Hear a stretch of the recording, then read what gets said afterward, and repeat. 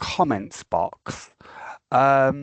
So we have got about 40 people in the other room. So I think Steve's going to try and sort that. We actually struggled to get into the other room. So I believe Steve's sorting that in the background. Shall I go on and give the national update? We seem to get getting people come in now, Steve. If I show the update slide, Steve, and that gives you a bit of space just to deal with the wonderful tech issues we're having this morning. Okay, so on screen you can see a national update from NHS England. As many of you know, we've been working on some general practice quality statements for unpaid carers, and we've been working on those for about a year. We are now actually reaching a point where they are drafted in full, and we have stakeholder engagement activity taking place in February. That's actually based on engagement with the original groups of stakeholders. We're not going to be throwing that out nationally and looking for what people say. Well, it will be nationally, but it'll be to the original groups of stakeholders, which are sort of national stakeholders, Carers UK, Carers Trust, CQC, DHSC, and sorry about the acronyms. Then we'll also be holding group workshops that are more regional, making absolutely sure that we have unpaid carers in the room as well. So we'll be doing those group sessions on February the 3rd. We sent inbounds that today and it's almost full already. So that's absolutely brilliant that people have shown a real interest in those quality markers for general practice and how they can support and identify carers. We had a brilliant young carer engagement session which took a summit, which took place on this Monday, on the 19th of Jan. And there was a young carer video resource to accompany the young carer guidance for general practice is complete, and we're developing a comms plan. So we've been working with the digital products and platforms team, and we've been exploring opportunities to enhance unpaid carer identification, and we continue to meet with the NHS team to link the two strands of work. So that's sort of looking at the My Carer aspect of the NHS app. Again, we're continuing to work on the wonderful 10th Unpaid Carers Commitment to Parents Conference. It will be Steve's 10th year of running that. And I'm sure we'll have no technical problems on the day, Steve. We are working to source venues. We're looking for venues, and our next steps over the next couple of months will be to recruit lived experience partners for the working group. And in terms of this group, Steve will be developing a new schedule for 2026-27 and confirming speakers. So we will be continuing this really important meeting into 26-27.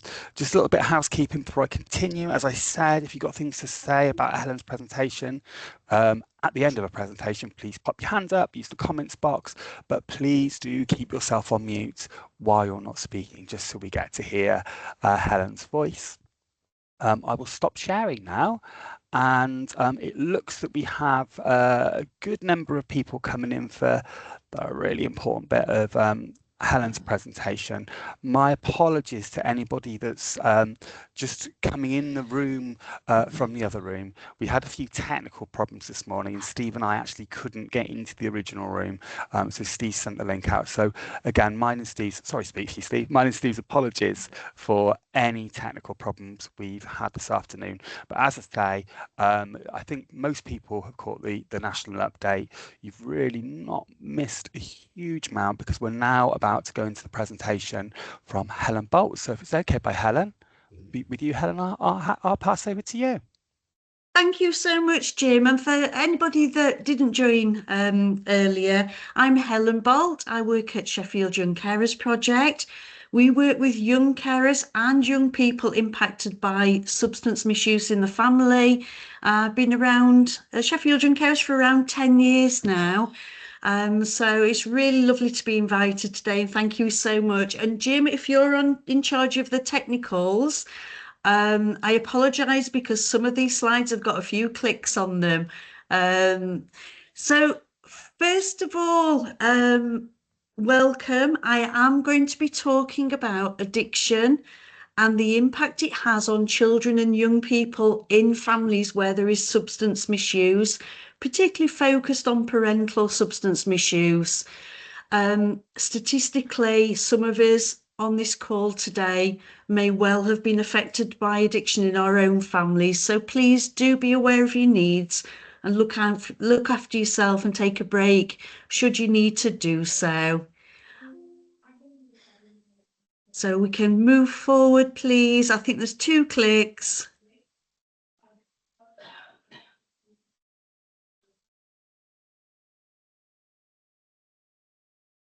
Is it working? There we are. Thank you so much. So before we start exploring this, I think it's important for us all to understand just how common it is. So in England, it is estimated that there are just over 500,000 children and young people who live in a household with a parent who has problematic alcohol or drug use. Those are statistics from the Children's Commissioner going back to 2019, 2020. There is a likelihood that those figures are higher now because the use of alcohol in particular did increase during the COVID pandemic. Regardless, all these children may or may not be young carers, but they do absolutely deserve to be seen, understood, supported and safe. And hopefully today I can share a little bit about what we are doing in Sheffield to support these young people. Thank you. So before any professional supports a young person impacted by addiction in the family, we do need to recognise that every one of us are human and we will all have unconscious bias based on our own life experiences or beliefs. It's really important to acknowledge our unconscious bias. This allows us to be conscious of how any assumptions we might make might shape the support that we offer. It's really important that all support for young people affected by addiction in the family is very person-centred, that they feel heard, valued and understood as individuals, and for us all to remember that not all children and young people living in a family where there is addiction will have the same experience.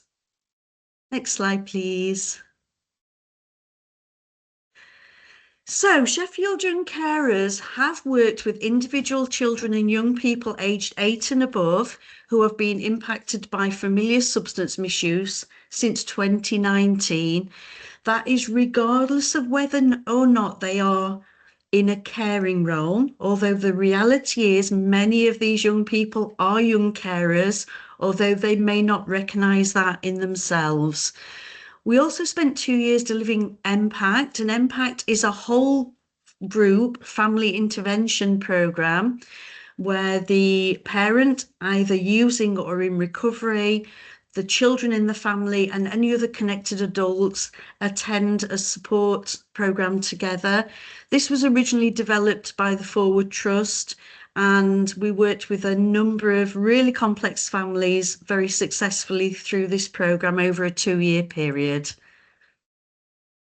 Thank you, Jim. So just want you to spend a moment thinking about a young person. Firstly, I just want to point out Florence is not a real young person that we worked with. But Florence's experiences here were very typical of many of the young people that we have worked with and many of the families that we've worked with. So Florence is 14 years old and lives with Mum. Mum has been addicted to alcohol and stimulants for 10 years. That includes things like cocaine and speed. Mum has tried many times to stop drinking and to stop using drugs, but has always relapsed. Mum has now developed physical health issues caused by long-term addiction, and that means that Florence is also in a physical caring role, as well as being a young person impacted by addiction in the family. There's always been an unspoken expectation of silence around mum's substance use, both from mum, but also that has filtered down into the children in the family. Recently, Florence's behaviour changed and she has become aggressive at times, both in school and at home, is isolating herself, often feeling tearful, and school attendance and academic attainment have also dropped. So basically, this means Florence's daily lived experiences involves the following: that she lives daily with anxiety about her mum's health and safety, anxiety about what state mum might be in when she gets home from school, fear of things getting worse or even losing mum, anger, confusion due to the repeated attempts of mum to recover and the relapses, feelings of broken promises. Leave Florence feeling sadness, feeling very overwhelmed, and very shamed and fearful of others finding out what's happening in her family home. Ultimately, one thing that we have seen with many, many young people we've worked with is that they feel a sense of responsibility, that they feel responsibility to try and fix their parents' addiction. Thank you, Jim. So it is really common for children and young people to carry the hidden belief that it is their job to fix their parents' addiction. Thank you, Jim. So whether in a caring role or not, living with addiction in the family can increase risks to young people of suffering emotional stress, anxiety and depression, carrying feelings of shame and guilt or responsibility, increases risks of instability at home because of arguments, unpredictable behaviour or parental neglect, makes it harder for young people to trust and form attachments with parents and caregivers. It can directly impact attainment and attendance at school. We see lots of young people where parentification is an issue, where they're taking on too much adult responsibility far too young, that the family and the young person isolate themselves and have difficulty forming friendships or other healthy relationships, and that there is an increased risk for some young people, not all, that they may use substances or struggle with addiction in their own life, that there will be low self-confidence and self-esteem, and a much higher increase of the need for safeguarding interventions from statutory services. Thank you, Jim. So just wanted to share an image of, or several images that were created by some of the young people that we've worked with, about how they feel about addiction and how it impacts on their lives.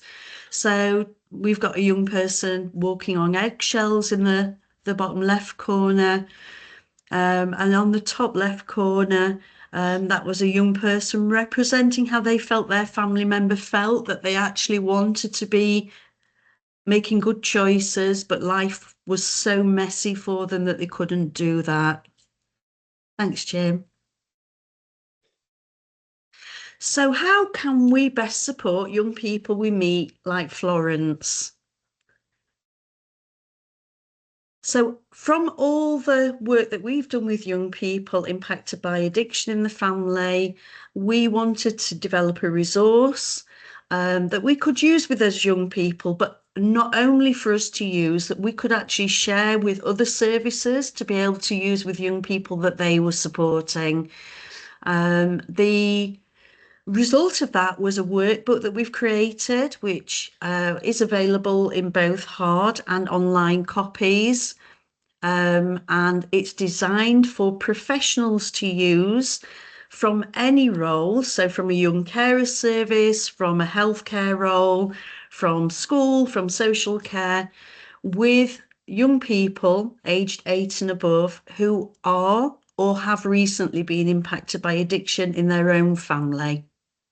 And there's a short video now. I'm hoping it's going to work okay, which will just introduce that in a bit more detail.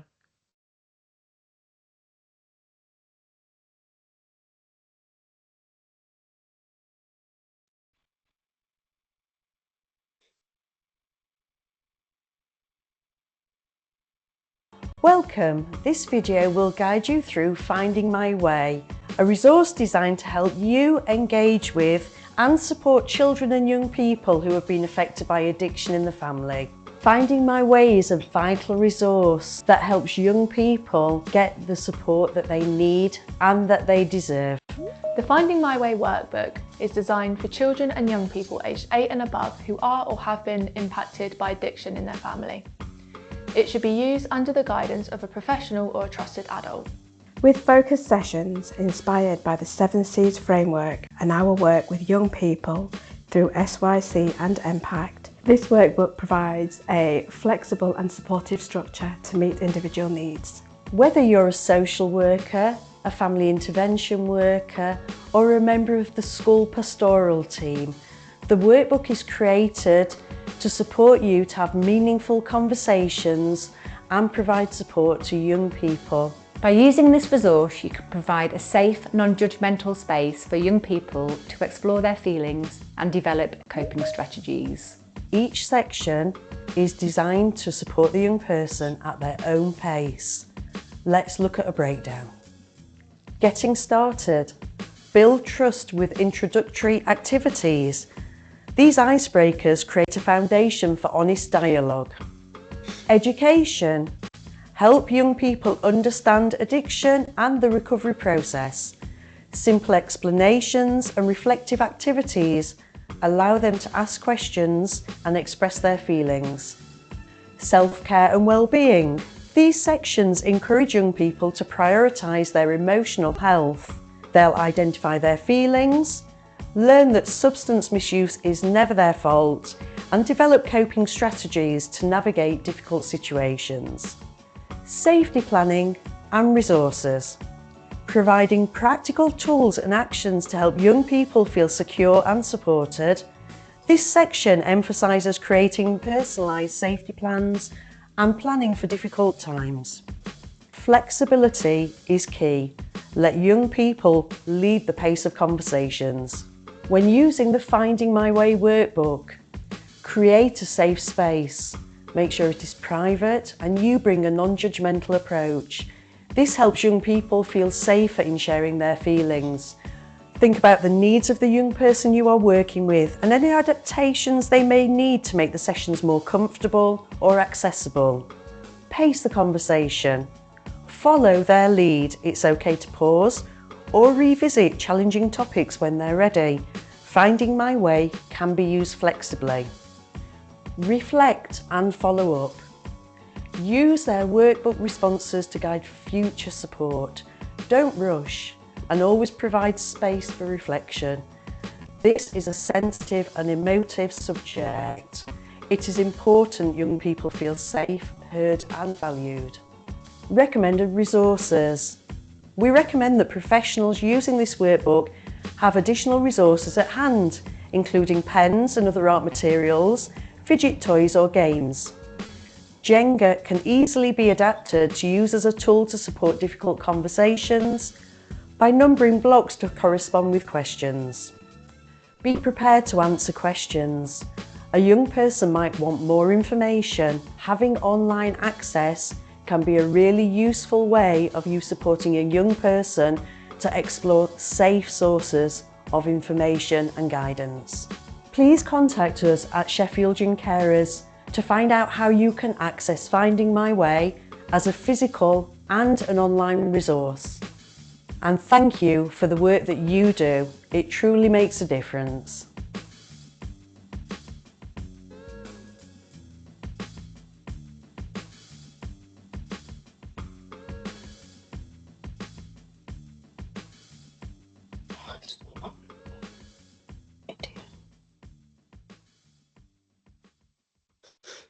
Welcome. This video.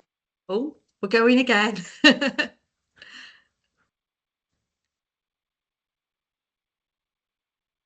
Thank you, everybody. So just to introduce the workbook, and although we can't offer the physical workbook to other services outside Sheffield because of the way they've been funded free of charge, there is an online version where you can download worksheets on our website, and that is free for anybody to use. So if you think it would be useful in the work that you do, please do access that. And there is some information about how to do that at the end of the presentation.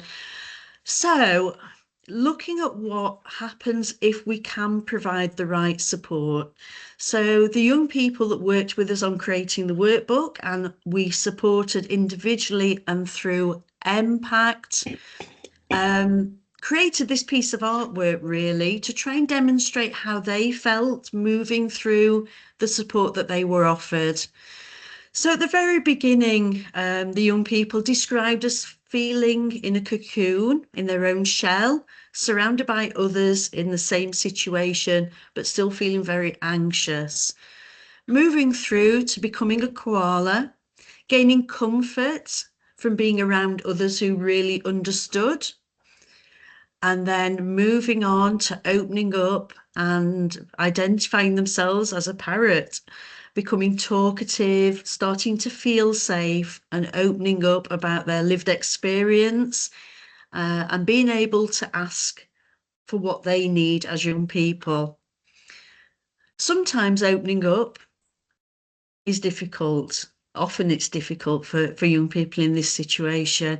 So then they move to becoming hedgehogs, shutting down a little after they've initially shared or opened up about their own lived experience. And then finally moving towards becoming ducklings, gaining confidence, gaining trust, being guided and shown the way by trusted adults, and eventually identifying as butterflies, seeing their new beginnings, seeing change take effect, and setting off into the world to find their own feet, showing strength and beauty on the outside, and identifying that on the inside as well. So with the right support, young people can absolutely begin to feel better about themselves, regardless of whether their parent is or has recovered or not, and learn some of those techniques of self-care that they need to be able to move forward in life. Thank you, Jim. Next slide, please. When we were delivering Impact as well, we did have the privilege of working with the whole family, including those parents who were in or working towards recovery. If within your service there is an opportunity to work with the whole family, I would highly recommend it. It is the most effective type of support that we found. Many of those parents expressed how important it was having a safe and non-judgmental space to explore those challenges. But as the whole family, many of these parents will have been accessing adult services and recovery support as individuals, but having a whole family space was really important for them to start working together towards healing. So as I say, if the whole family approach, if capacity and funding allow in your area, we would highly recommend this, and it really can be life-changing. And there are just some comments from professionals, parents, and also a kinship carer about their experience of accessing this whole family support. Thanks, Jim. So importantly, before we can even start using resources like Finding My Way, we do need to recognise and overcome barriers to engagement. If you're not working in safeguarding, then we will need consent for many young people to be able to access support from their parents who may be really anxious. And I'm just going to briefly go through some of our learning, and we hope this is helpful within your own practice. And sometimes the smallest of changes can have the biggest of impacts.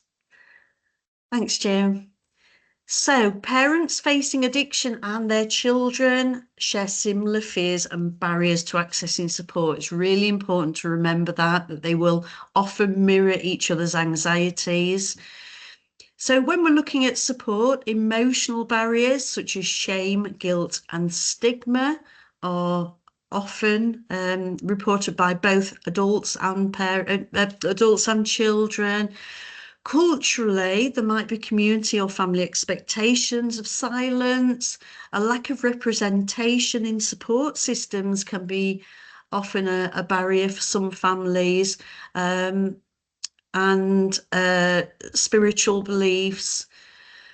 There can often be a practical lack of knowledge, a geographical disparity of services and accessibility of services, which create barriers for families. And then the most frequent are some of the systemic issues that we see and how they impact families. Although as professionals, we will know that getting the right support at the right time can really prevent escalation. We still see families frequently where they are terrified of their children being removed, and that creates and adds to the silence. And then the systemic issues of inequality and poverty, and maybe historic challenges with services that have caused mistrust in families. But both children and adults will experience very similar barriers. So some top tips, and we created these with the people that attended Impact, the young people and the family members, the adult family members. So the first one is, remember to show empathy and not blame.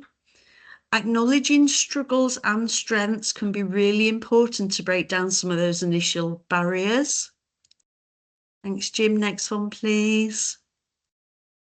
Normalising support, being confident in how you speak to families, reassuring parents and young people that they are not the only ones, helps to break the stigma and the silence. Thank you, Jim. Sorry about the number of clicks, Jim, I apologise. So alleviating fear ties in with normalising support, really. Encouraging families to engage.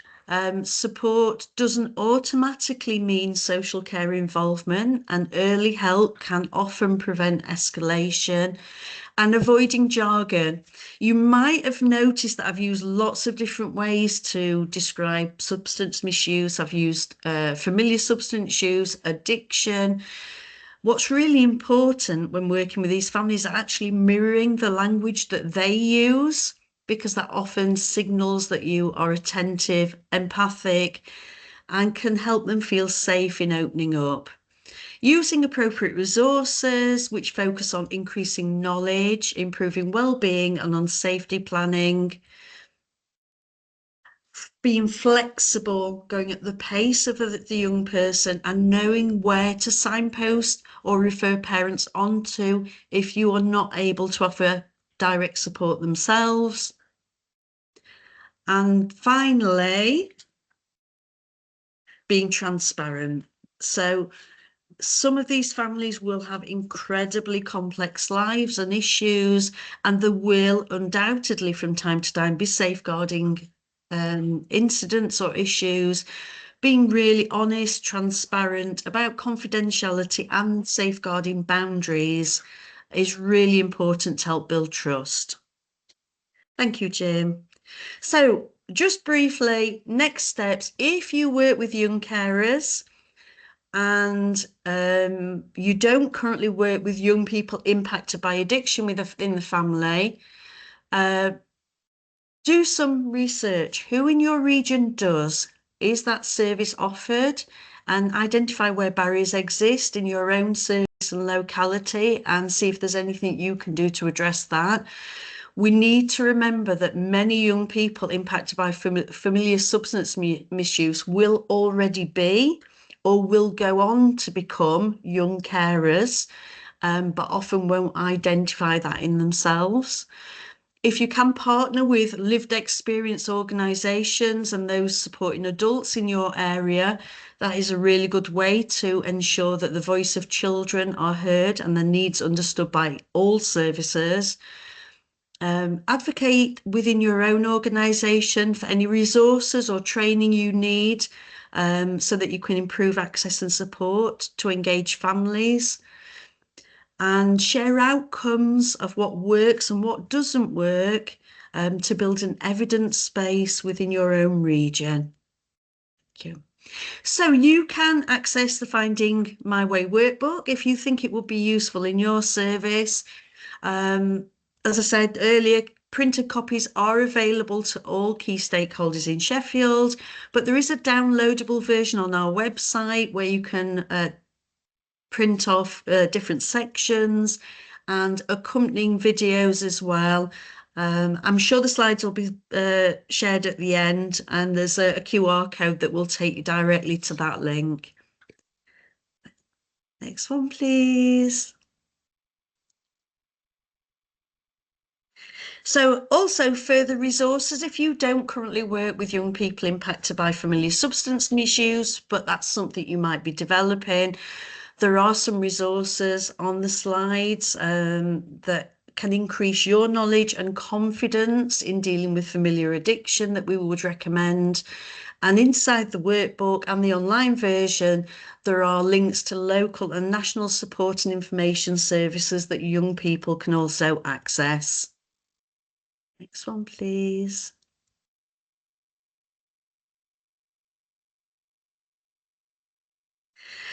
And that's it in a very whirlwind introduction of the workbook and the work that we've done. I'm obviously very open to answering any questions that you've got, and I really, really thank you for your time today. Thank you. Thank you, Helen.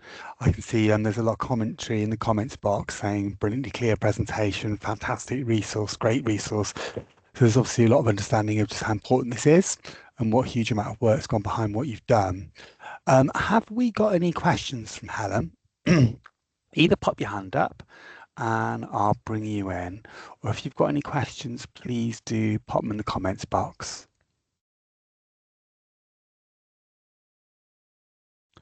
Okay, while I'm giving you time to think on that, Helen, I think it was slide 3 that gave the I can't cure it picture. I'll bring you in after I've asked this, if that's right, Debbie Hastings. And it talked about that you can't cure somebody's behaviour. And earlier in the slide deck, you talked about it's not young people's jobs to fix their parents' addictions. So how does the Finding My Way workbook support with young people's belief that it's their job to fix their parents' addiction?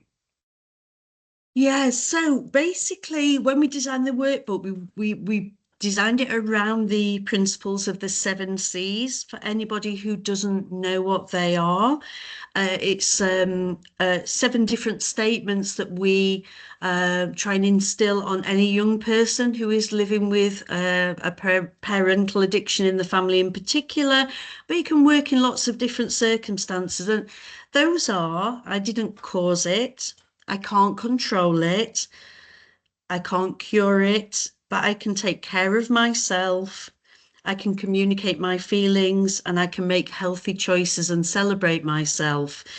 So we do activities within the workbook where we look at the circle of control. We look very clearly at what addiction is, at what recovery is, and what relapse is. So there's a whole educational section within that workbook that helps young people understand that their parents' addiction is not their fault, and understand what type of support can help their parent to recover, and that it's not their responsibility to take that on board.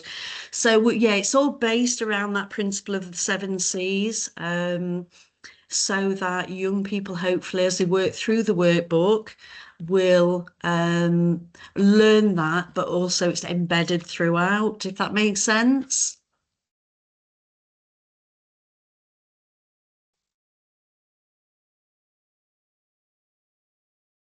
I've just seen that somebody's ended up going to a stainless steel centrifugal water pump. I think trying to get onto the workbook. So I'm going to put the website link, if that's okay, into the chat, everybody. If you do, oh, it's there, look. So if you do want to access the workbook, please follow the link that Steve's very kindly just put in the chat. Who else has got the hands up? You're on mute, Jim. Debbie, are you okay to? Thanks, Steve. Are you okay if I bring Debbie in next, then, and then I'll go to Steve? Thanks for that, Steve. Hello, Helen. Thank you for such a brilliant presentation. It's so inspirational to see this work being taken forward in sort of policy into action, and that's what it's all about. My question, Helen, is when I worked in this area, was how do you integrate your work into the addiction and alcohol services? Have you had much luck with that? Yes, we have. It took a while. So when we first started working on the Unpaid programme in Sheffield, the commissioning of our adult addiction service changed literally within weeks. So the relationships that we had with the former service all shifted, as you can imagine. What we have got in Sheffield, and hopefully within other regions of the UK, these exist as well, is an amazing peer-led recovery service. It's run by an organisation in Sheffield called Project 6, but it's very much run by people in recovery, for people in recovery or working towards recovery. And really, it took a little time, but we've built some really strong links with that organisation. We've actually had some of the parents that attended the Unpaid programme go on to become volunteers there as well. And I think that's been vitally important because as a young person's service, obviously at Sheffield Young Carers, there's only so much we can do to support those parents that are coming through to us. But what we can do is we can break down that stigma. So when we have had parents that we've been working, or the young people we've been working with, their parents, if they have relapse, for example, we have had times when they phoned us up and said, we've cocked up, can you help? Because they trust us, and we've built those relationships with them, and they know that we're not going to judge, we're just going to get them back into the support that they need to get back on track. And that's vitally important. I think those personal relationships, both with the parents, and we're very lucky that we were able to build those up and we had capacity to do that, but also with some of the organisations in Sheffield that we can literally handhold those parents to re-engage with. Thank you so much, Helen. Thanks, Helen. And I'll pass over to Steve now. Thanks, Helen. That was very, very good presentation. My question is around schools. Is there been any gap where you've had to work with schools within Sheffield to help with the identification of these young carers, and any help from like the school nurses in this kind of work? Yeah, we've not had any direct contact with the school nursing service, but they have had the workbooks. They've gone out to them through our social care commissioning in Sheffield. Individual schools, yes. So we've not done any group work with schools. We do have a schools engagement officer here at Sheffield Young Carers. So the workbooks have gone out, but then we have had individual schools come back to us and ask for a little bit of advice. Mainly what they've been asking is how do we approach this with a parent if we feel that this is happening? Yeah. And that's a really difficult judgment call. And I think one of the most important things is that non-judgmental attitude, that strength-based approach, acknowledging that this is, this is an issue for many families, but that the support is available and out there. So yeah, we've had contact with schools closely over individual cases, but we've not done any group work yet with schools, but that is on our radar to do. We know that CAMS, the school nursing service, have had the workbooks that have been distributed through our social care leads here in Sheffield as well. So I think there's a lot more work to do, and the biggest challenge is reducing the stigma, really, for parents, to be able to put their hands up and say, actually, this is now becoming a problem for me and my children. And that's a really hard thing to ask of the parents. So quite often when the schools are picking up on this, we've already crossed over into what is moving towards safeguarding concerns, I would say. But if they can get in there early and we can do that preventative work and we can normalise accessing support, it really makes it so much better for everybody involved.